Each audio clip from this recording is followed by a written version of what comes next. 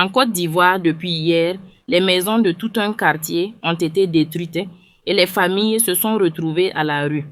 Les nouveau-nés, les enfants, les jeunes, les adultes, les vieux et les vieilles, même les malades, sont sous la pluie. C'est grave et c'est très urgent. Ce matin-là, personne ne savait que c'était le dernier jour dans leur maison. Les mamans se sont levées comme d'habitude. Elles ont allumé le feu, préparé le petit déjeuner, appelé les enfants.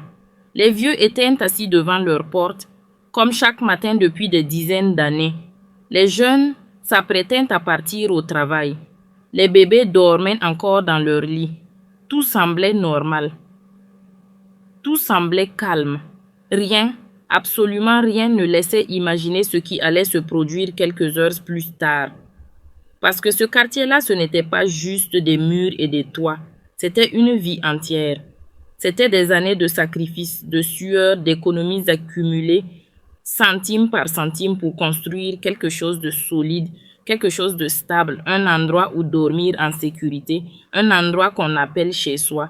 C'était des familles qui se connaissaient depuis des générations, des voisins qui partageaient les repas, les fêtes, les deuils, les naissances, des enfants qui grandissaient ensemble dans les mêmes ruelles, les mêmes cours, les mêmes souvenirs.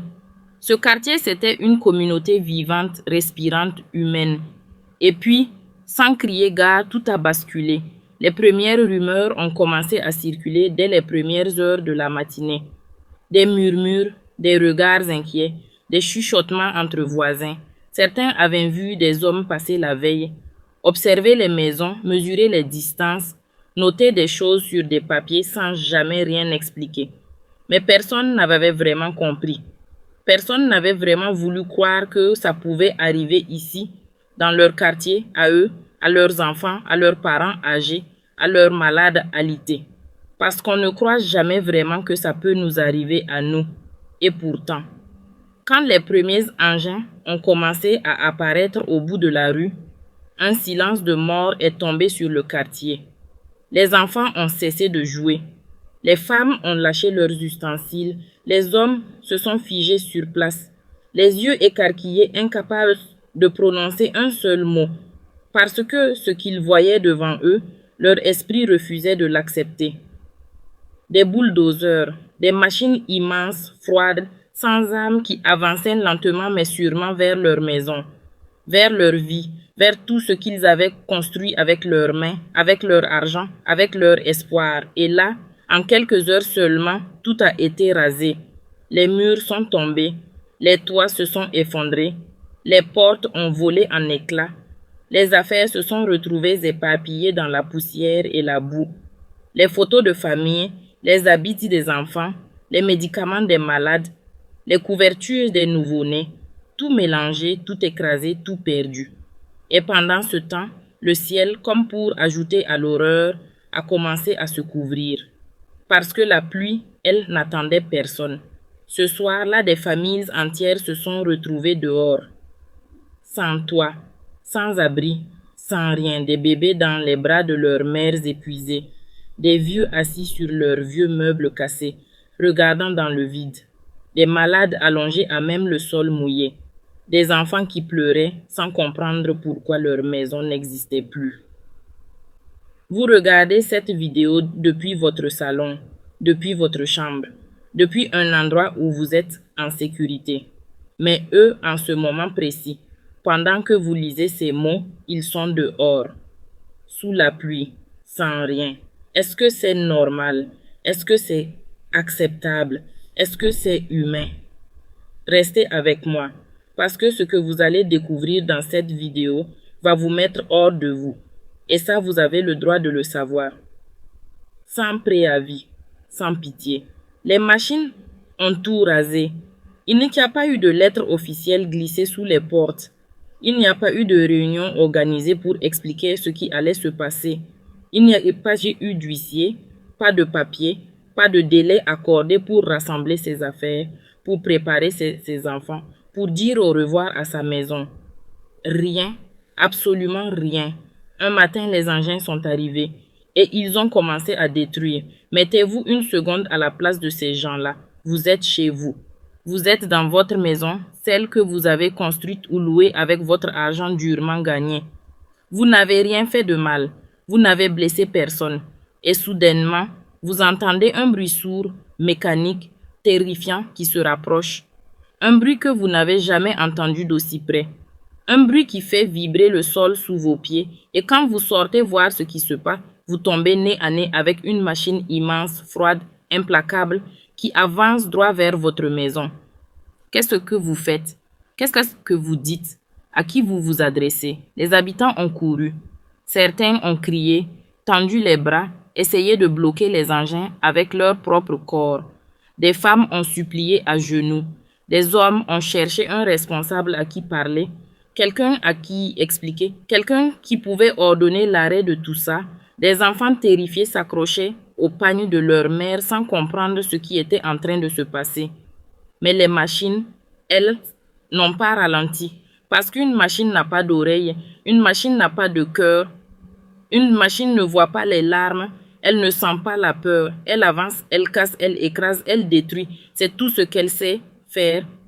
Et derrière ces machines, il y avait des hommes qui regardaient, des hommes qui donnaient des ordres, des hommes qui savaient exactement ce qu'il y avait dans ces maisons, qui savaient exactement qui y vivait, et qui ont quand même dit « Continuez ». Le premier mur est tombé dans un fracas assourdissant. Ce son-là, ceux qui l'ont entendu ne l'oublieront jamais. Ce n'est pas juste le bruit d'un mur qui s'effondre, c'est le bruit d'une vie qui s'écroule. C'est le bruit des années de travail qui partent en poussière. C'est le bruit des rêves qui se brisent en 1000 morceaux sous les chenilles d'un bulldozer. Et puis un deuxième mur, puis un troisième, puis toute une maison, puis la maison d'à côté, puis encore une autre.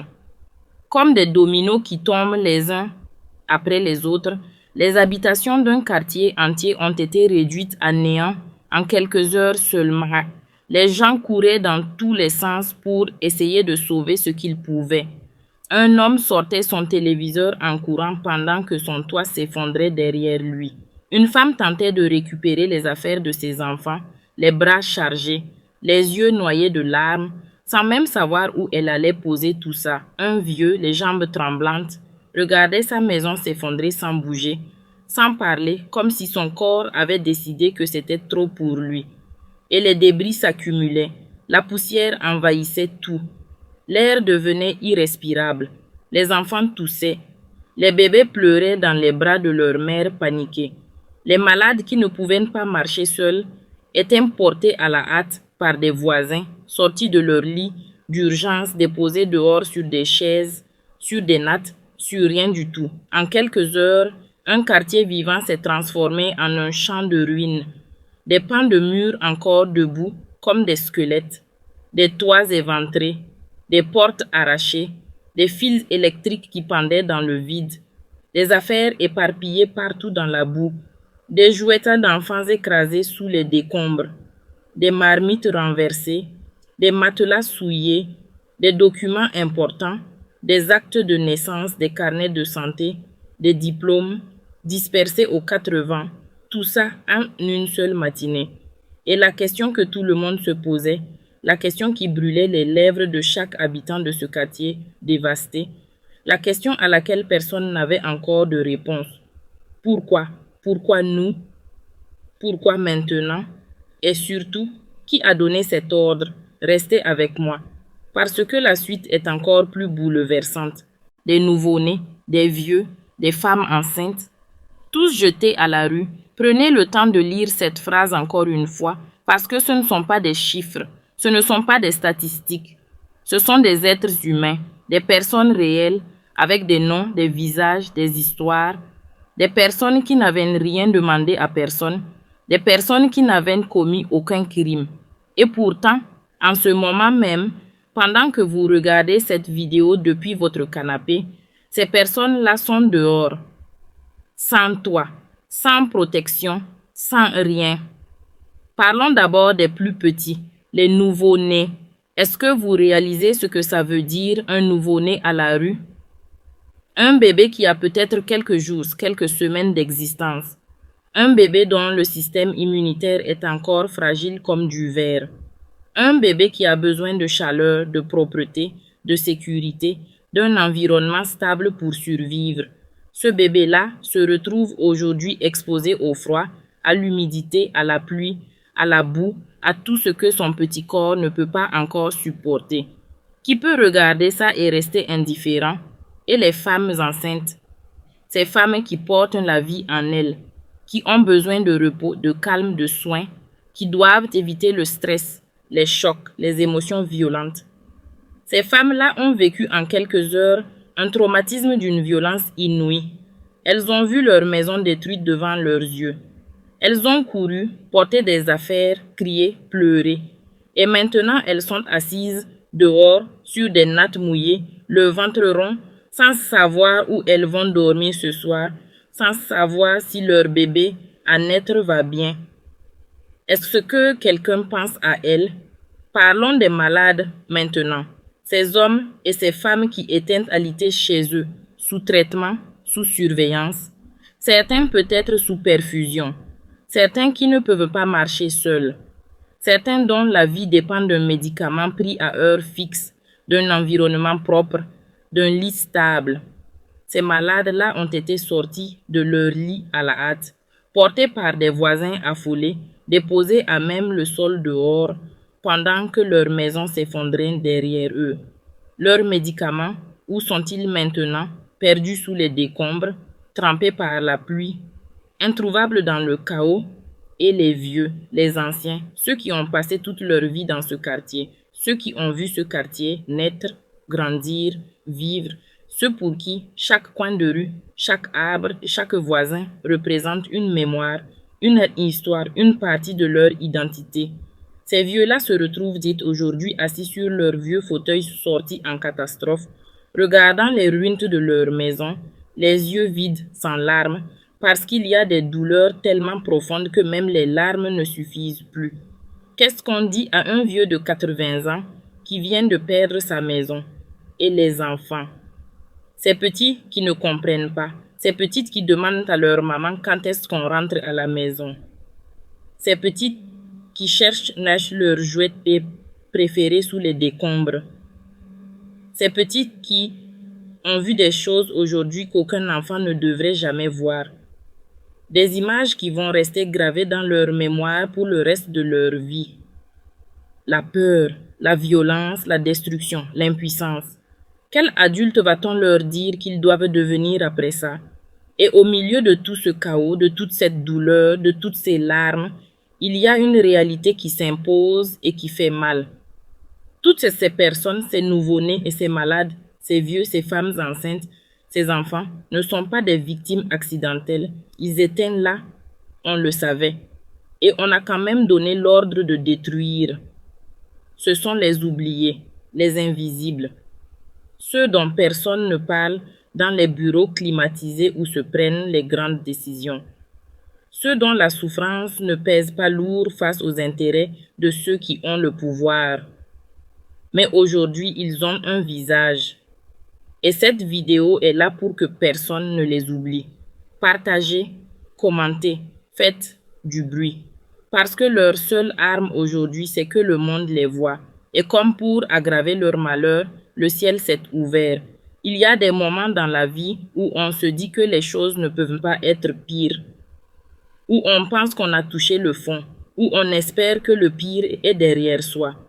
Ces familles-là, après avoir regardé leur maison s'effondrer, après avoir couru dans tous les sens pour sauver ce qu'elles pouvaient, après avoir rassemblé leurs enfants, leurs vieux, leurs malades en plein chaos, ces familles-là ont peut-être pensé ça, que le plus dur était passé, qu'elles allaient pouvoir souffler, même une minute, même le temps de comprendre ce qui venait de leur arriver.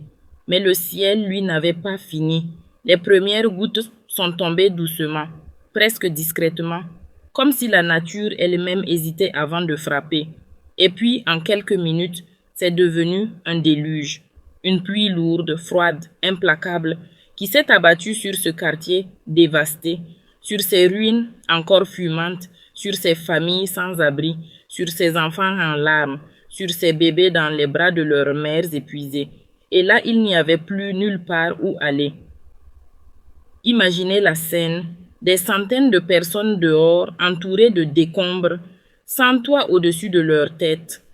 La pluie qui tombe à verse. Le sol qui se transforme rapidement en boue épaisse sous leurs pieds. Les affaires qu'ils avaient réussi à sauver, les matelas, les vêtements, les couvertures, les documents, tout commence à se tremper, à se salir, à devenir inutilisable. Tout ce qu'ils avaient réussi à arracher à la destruction se retrouve maintenant détrempé sous la pluie. Et les enfants pleurent. Pas seulement parce qu'ils ont peur, pas seulement parce qu'ils ne comprennent pas. Ils pleurent parce qu'ils ont froid, parce que leur petit corps trempé jusqu'aux os frissonne sous la pluie battante. Parce qu'il n'y a pas de couverture sèche pour les réchauffer, pas de mur pour les abriter, pas de toit pour les protéger.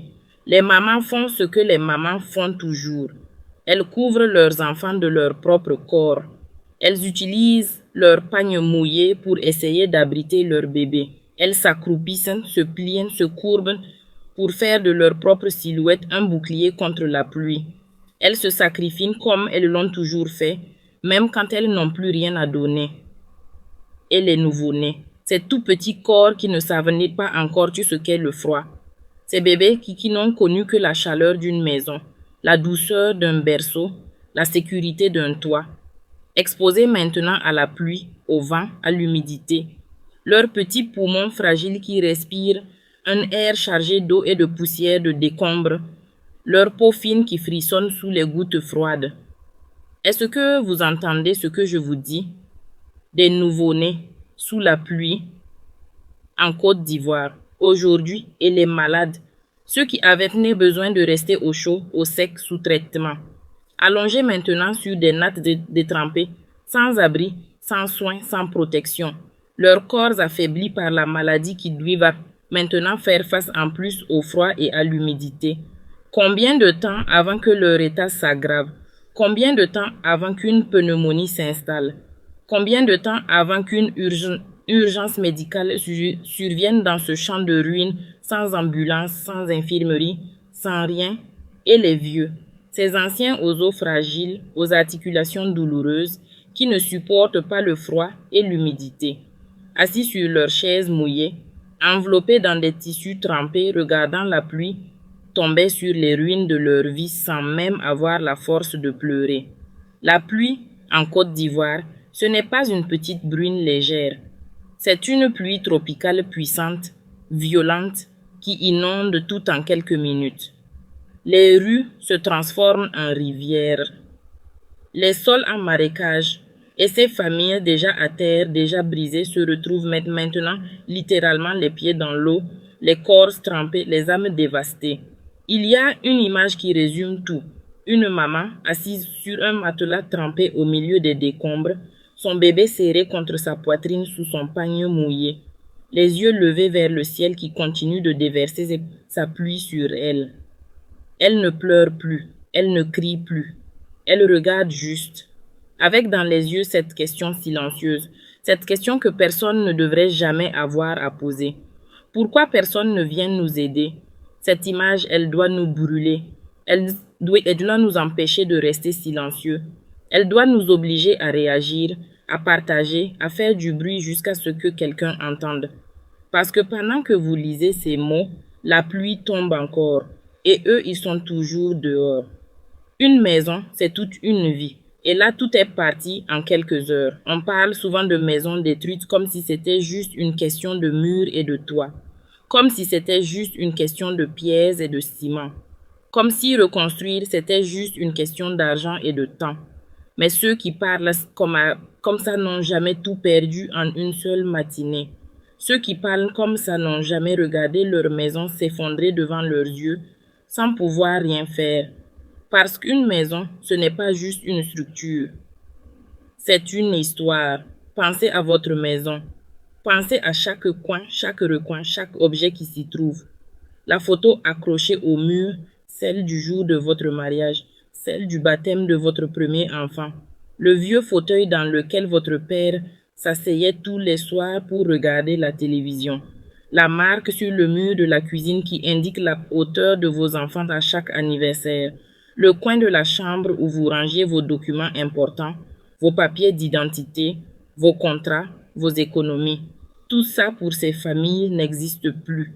Les documents administratifs d'abord, les actes de naissance, les certificats de mariage, les carnets de santé des enfants, les ordonnances médicales, les diplômes scolaires, les titres fonciers, tous ces papiers qui prouvent que vous existez, que vous avez des droits, que vous avez une identité, perdus sous les décombres, trempés par la pluie, déchirés par les machines. Sans ces papiers, comment s'inscrire à l'école? Comment accéder aux soins de santé? Comment prouver qui vous êtes face à une administration? Ces familles ne perdent pas juste une maison, elles perdent leur existence administrative. Et l'argent. Parlons de l'argent. Parce que dans beaucoup de familles ivoiriennes, les économies ne sont pas à la banque. Elles sont cachées dans la maison, dans une enveloppe glissée sous le matelas, dans une boîte enterrée dans un coin de la cour, dans un tissu noué soigneusement au fond d'une armoire. Des années d'économie, des années de sacrifice, des repas sautés, des dépenses refusées, des envies repoussées pour mettre de côté quelques francs CFA chaque semaine, chaque mois, chaque année. Tout ça écrasé sous les bulldozers en quelques minutes. Et les outils de travail. L'homme qui avait sa petite boutique dans une pièce de sa maison. La femme qui avait sa machine à coudre avec laquelle elle faisait des habits pour nourrir ses enfants. Le mécanicien qui avait ses outils rangés dans son garage. L'artisan qui avait ses matières premières stockées dans sa cour. Ces gens-là ne perdent pas juste un toit. Ils perdent leur gagne-pain. Ils perdent leur capacité à se nourrir, à nourrir leurs enfants, à payer l'école, à payer les soins. Comment on repart de zéro quand on n'a même plus les outils pour travailler? Et les souvenirs, ces choses qui n'ont pas de valeur marchande mais qui sont irremplaçables. La photo de la grand-mère décédée il y a 10 ans. Le jouet préféré que l'enfant portait partout avec lui depuis sa naissance. Le panier offert par une belle-mère le jour du mariage. La lettre gardée précieusement depuis 20 ans. Ces objets-là, on ne les remplace pas. On ne les rachète pas. Quand ils sont perdus pour toujours. Et les enfants dans tout ça. Ces enfants qui avaient leurs affaires scolaires, leurs livres, leurs cahiers et leurs uniformes. L'année scolaire n'est pas terminée. Les examens approchent pour certains. Le CEPE, le BEPC, le bac. Des mois de travail, de révision, d'efforts. Tout ça parti en fumée. Comment un enfant va-t-il passer ses examens sans ses cahiers, sans ses livres, sans même un endroit calme pour réviser? Qui va répondre de ça? Et au-delà des objets, au-delà des documents, au-delà de l'argent, il y a quelque chose de plus profond encore que ces familles ont perdu. Quelque chose qu'on ne voit pas, mais qu'on ressent. Le sentiment de sécurité, cette certitude tranquille que quand la journée est finie, quand le soleil se couche, quand la nuit tombe, il y a un endroit où aller, un endroit à soi, un endroit où personne ne peut vous toucher. Ce sentiment-là, ces familles l'ont perdu hier matin. Et on ne sait pas encore quand, ni si jamais, elles pourront le retrouver. Une maison, c'est toute une vie, et la leur a été détruite en quelques heures. Que quelqu'un réponde. Au nom de quoi détruit-on des maisons habitées? C'est la question que tout le monde se pose. C'est la question qui brûle les lèvres de chaque habitant de ce quartier dévasté. C'est la question que vous vous posez vous-même en ce moment, assis devant votre écran, en regardant ces images de destruction, de chaos, de familles entières réduites à la rue en une seule matinée. Et c'est une question légitime, c'est même une question fondamentale. Parce que dans un état de droit, dans une société civilisée, on ne détruit pas les maisons des gens comme ça. On ne jette pas des familles à la rue comme ça. Il y a des règles, il y a des procédures, il y a des droits. Alors, qui a décidé que ces règles ne s'appliquaient pas ici? Commençons par le commencement. Pour détruire des habitations, même illégales, même construites sur un terrain qui ne vous appartient pas, la loi prévoit un processus précis. Un processus qui prend du temps, un processus qui donne aux occupants le droit d'être informés, le droit de se défendre, le droit de faire appel, le droit d'être relogés ou indemnisés avant toute destruction. Ce n'est pas une faveur qu'on leur fait. C'est un droit fondamental reconnu par la Constitution ivoirienne, reconnu par les conventions internationales que la Côte d'Ivoire a signées. Alors, où était ce processus hier matin? Où était le préavis légal qui aurait dû être affiché des semaines, voire des mois à l'avance? Où était la décision de justice qui aurait dû autoriser cette démolition?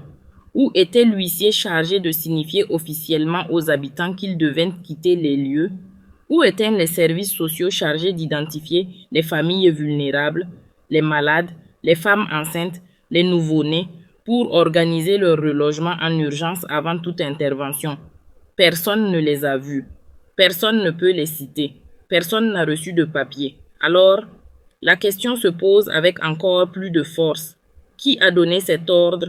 Un maire, un préfet, un ministre, un opérateur immobilier privé qui aurait des intérêts sur ce terrain, une société qui veut construire quelque chose à cet endroit, un projet d'infrastructure gouvernementale dont personne n'a été informé, ou simplement quelqu'un qui a décidé, depuis un bureau climatisé, que ces familles-là ne comptaient pas assez pour mériter un traitement digne. Parce que derrière chaque bulldozer, il y a un homme qui a signé un document. Derrière chaque document, il y a un bureau. Derrière chaque bureau, il y a un nom. Et ce nom-là, aujourd'hui, se cache. Il se cache derrière des communiqués officiels vagues. Il se cache derrière des justifications techniques incompréhensibles pour le commun des mortels. Il se cache derrière des arguments d'intérêt général, de développement urbain, de mise en conformité, de sécurisation du domaine public. Des grands mots, de beaux mots, des mots qui sonnent bien dans les discours officiels, mais qui ne réchauffent pas les bébés sous la pluie. Et puis, il y a l'argument qu'on entend toujours dans ces cas-là. Ces gens construisaient illégalement. Ces maisons n'avaient pas de titre foncier. Ce quartier était un habitat précaire, comme si être pauvre justifiait d'être traité sans dignité, comme si ne pas avoir les moyens de se payer un titre foncier en bonne et due forme faisait de vous un citoyen de seconde zone, comme si la précarité était un crime punissable par la destruction immédiate de tout ce que vous avez. Mais attendez, ces familles habitaient là depuis des années, certaines depuis des décennies. Elles payaient leurs impôts locaux. Elles scolarisaient leurs enfants dans les écoles du quartier. Elles fréquentaient les centres de santé de proximité. Elles participaient à la vie économique et sociale de leur communauté. L'État savait qu'elles étaient là. Les autorités locales savaient qu'elles étaient là. Et pendant toutes ces années, personne n'est venu leur dire de partir. Personne ne leur a proposé une alternative. Personne ne les a aidés à régulariser leur situation. Et aujourd'hui, du jour au lendemain, sans préavis, sans solution de relogement, on détruit tout. C'est ça l'état de droit, c'est ça le développement dont on nous parle dans les discours officiels. Un développement qui écrase les plus pauvres pour construire quelque chose dont ils ne profiteront jamais. Un développement qui détruit des familles pour ériger des buildings que leurs enfants ne pourront jamais s'offrir. Ces questions méritent des réponses. Des vraies réponses, pas des communiqués, pas des promesses, des réponses claires, publiques, devant tout le monde. Parce que ce pays appartient à tous ses citoyens, même les plus pauvres, même ceux qui n'ont pas de titre foncier, même ceux qui vivent dans des quartiers précaires. Et chaque citoyen de ce pays a le droit de savoir au nom de quoi on a détruit ses maisons, jeté ses enfants à la rue, exposé ses malades à la pluie. Qui a donné cet ordre? Son nom doit être connu. Ils ont tout perdu. Mais ils parlent. Et c'est peut-être ça le plus puissant dans tout ce que vous allez entendre aujourd'hui. Parce qu'on aurait pu s'attendre à des gens brisés, silencieux, écrasés sous le poids de ce qui vient de leur arriver. On aurait pu s'attendre à des regards vides, à des corps sans force, à des bouches fermées par le choc et la douleur. Et oui, cette douleur-là est bien présente. Elle se lit sur chaque visage. Elle se sent dans chaque mot. Mais ces gens-là ne se sont pas tus. Parce qu'il y a quelque chose dans l'être humain, quelque chose de profond, quelque chose d'indestructible, que même les bulldozers ne peuvent pas écraser. C'est la dignité, c'est la fierté, c'est ce sentiment viscéral que ce qui a été fait n'est pas juste, que ce qui a été fait n'est pas normal et que le silence serait une complicité de trop. Alors il parle, il crie, il témoigne. Écoutez cette femme. Elle a les yeux rouges d'avoir pleuré toute la nuit. Ses habits sont trempés. Son bébé est serré contre sa poitrine. Mais elle se tient droite et elle parle avec une force qui vous traverse. Elle dit qu'elle habitait là depuis 12 ans. 12 ans. Elle dit qu'elle a construit cette maison avec son mari, mur par mur, année après année, en économisant chaque franc. Elle dit que ses 4 enfants sont nés dans cette maison, que c'est dans cette maison que sa mère est décédée il y a 3 ans, que c'est dans cette maison que chaque fête, chaque deuil, chaque moment important de sa vie s'est passé. Et maintenant, cette maison n'existe plus. Elle demande à qui elle doit s'adresser. Elle demande qui va lui rembourser ses 12 années de vie. Elle demande où ses enfants vont dormir ce soir. Et dans sa voix, il n'y a pas seulement de la douleur. Il y a de la colère. Une colère froide, maîtrisée, déterminée. La colère de quelqu'un qui sait qu'il a été lésé et qui refuse de laisser passer ça. Écoutez cet homme maintenant. Il a la cinquantaine, les mains calleuses de quelqu'un qui a travaillé toute sa vie. Il ne pleure pas, il tremble. De rage, il dit qu'il n'a reçu aucun papier, aucune notification, aucun avertissement. Il dit que le matin même de la destruction, il était parti au travail comme d'habitude à 5 heures du matin. Et que quand il est rentré chez lui à midi, sa maison n'existait plus. Sa femme était dehors sous la pluie avec ses 3 enfants et sa vieille mère grabataire assise sur une chaise au milieu des décombres. Il dit qu'on lui a volé sa vie.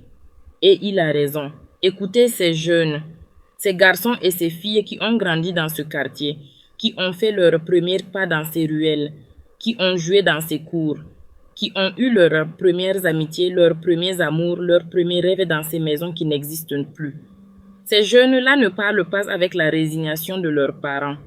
Ils parlent avec une énergie brute, une indignation pure, une détermination qui fait peur à ceux qui pensaient qu'écraser des maisons suffirait à écraser des voix. Ils disent que ce n'est pas fini. Ils disent qu'ils vont se battre. Ils disent qu'ils vont porter leur cas devant qui de droit, devant les médias, devant les organisations de défense des droits humains, devant l'opinion publique nationale et internationale s'il le faut. Ils disent que leurs parents ont peut-être tout perdu, mais qu'ils n'ont pas perdu leur voix. Et cette voix-là, elle porte loin. Écoutez cette vieille femme. Elle doit avoir 70 ans, peut-être plus. Elle est assise sur un vieux tabouret au milieu des décombres de ce qui était sa maison. Elle ne crie pas, elle ne gesticule pas.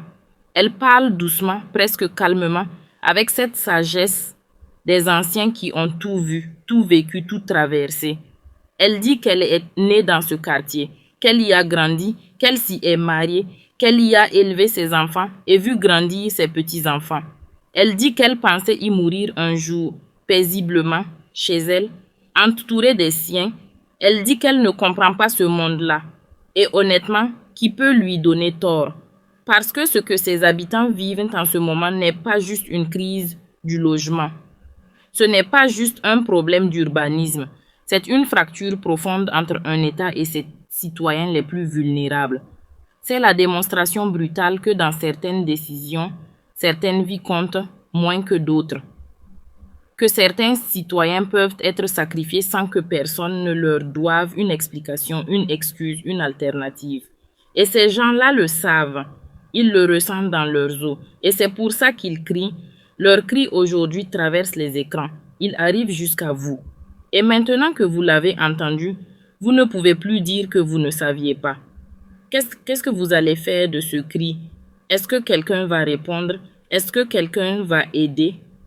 Nous voilà au bout de cette vidéo. Et si vous êtes encore là, si vous avez regardé jusqu'ici, si vous avez écouté chaque mot, chaque témoignage, chaque cri de ces familles dévastées, alors vous n'êtes pas indifférent.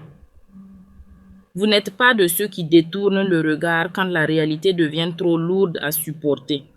Vous êtes de ceux qui regardent en face et ça compte. Mais regarder ne suffit plus. Parce que pendant que vous avez regardé cette vidéo, rien n'a changé pour ces familles. Les ruines sont toujours là. La pluie tombe toujours. Les bébés ont toujours froid. Les malades sont toujours sans soins. Les vieux sont toujours assis sur leurs chaises mouillées au milieu des décombres de leur vie. Le temps passe. Et chaque heure qui s'écoule sans que quelqu'un n'agisse est une heure de souffrance supplémentaire pour des centaines de personnes qui n'ont rien demandé à personne. Alors, qu'est-ce qu'on fait maintenant?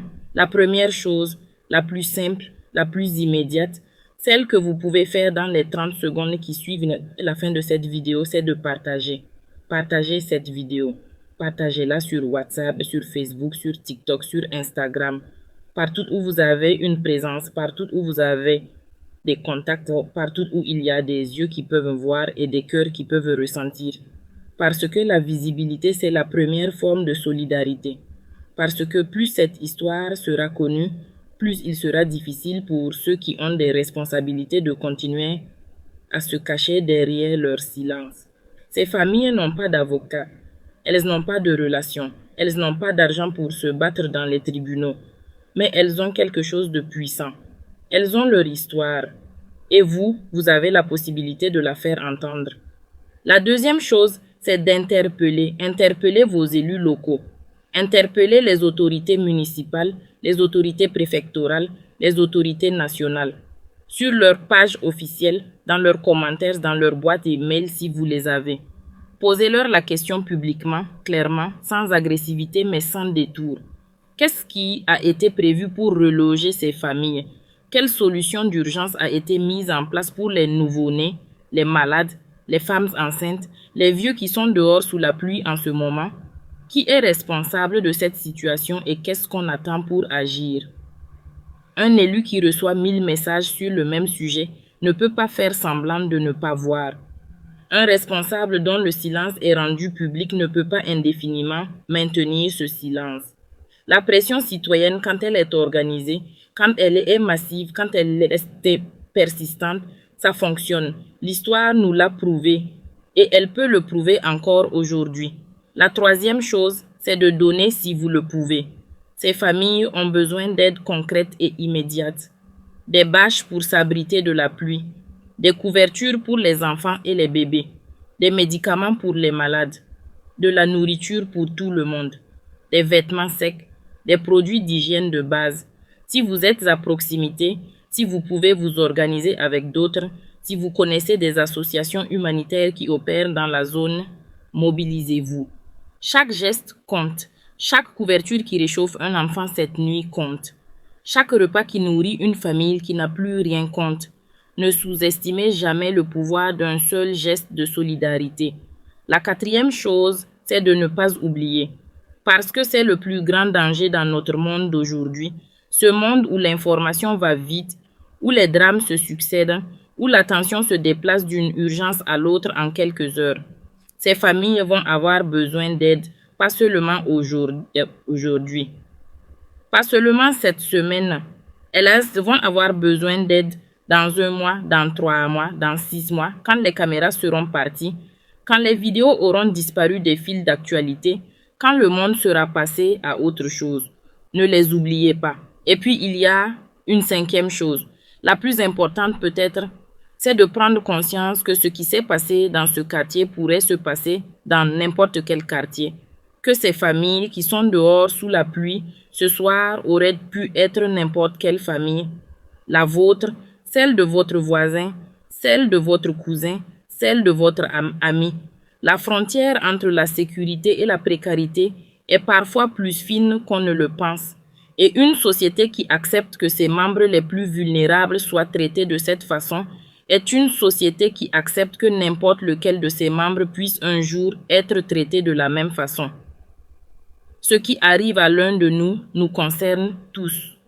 Alors oui, quelqu'un doit répondre, quelqu'un doit aider, mais ce quelqu'un aujourd'hui ce n'est pas une abstraction lointaine, ce n'est pas un gouvernement qu'on attend en espérant. Ce n'est pas une organisation internationale dont on guette le communiqué. Ce quelqu'un, c'est vous, c'est moi, c'est chacun d'entre nous qui a regardé cette vidéo jusqu'au bout et qui sait maintenant ce qui se passe. Likez cette vidéo pour que YouTube la pousse vers plus de monde. Commentez pour que l'algorithme comprenne que ce sujet est important. Partagez pour que chaque personne de votre entourage soit informée. Abonnez-vous pour ne rater aucune de nos prochaines vidéos sur les sujets qui comptent vraiment. Parce que tant qu'il y aura des injustices comme celle-là, il y aura cette chaîne pour en parler. Et tant que cette chaîne existera, votre voix comptera. Ces familles vous ont tout donné ce soir. Leur douleur, leur colère, leur dignité, leur espoir fragile que quelqu'un quelque part les entende. Ne les décevez pas.